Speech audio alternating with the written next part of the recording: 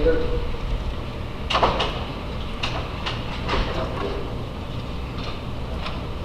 Folks, I'm not here, I'm not going to debate the private option. We've got good people that I respect and love on both sides. I do want to remind everybody, we didn't make campaign promises to come here and vote to make our colleagues or other elected officials happy. Each of us are here because of the message that we got out in our districts. I just ask that we all stay true to what we told our people, regardless of which side you fall on this issue. At the end of the day, that's what really matters.